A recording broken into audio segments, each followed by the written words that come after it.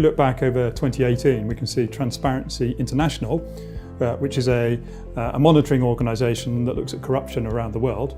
They issued a report looking at the UK real estate market, and they found that there was over £4 billion worth of money, illicit money, that had been used to purchase property in the UK. Separately to that, we've seen the Land Registry over the last year. They've blocked a number of purchase transactions. The amount involved in those have now reached 180 million last year alone in relation to potentially fraudulent transactions that were looking to buy UK property.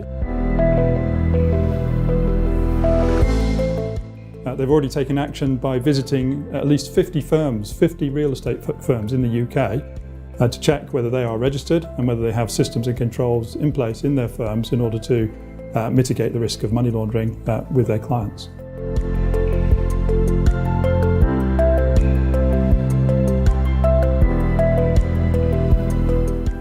So in relation to monitoring, firms need to ensure that they are actively monitoring the relationship with their customer and the compliance arrangements in relation to that customer. That means not just checking the relationship at the outset, but actually as you go through the transaction with the customer, making sure that you continue to update your records and check that those records match with your risk view of that particular customer. So it's ongoing, it's not just at the start.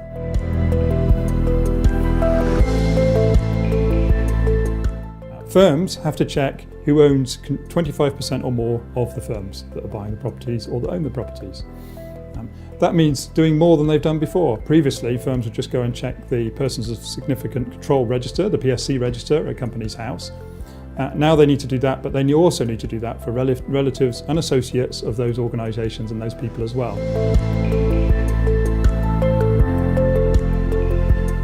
Firms must now evidence, they must show more clearly that they're able to evidence that they do comply fully with the money laundering regulations.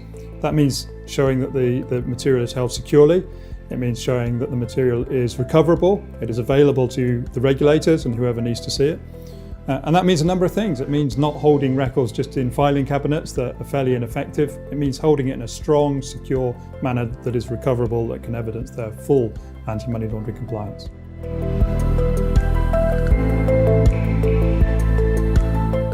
Well, it means they need to do more. The industry and data are already circulating around the industry shows that many firms are not doing adequate checks on who their customers are. It shows that they're not doing adequate monitoring. They don't have the evidence. And that actually is why the HMRC has been producing the guidance and why we can see that they're taking action in relation to it.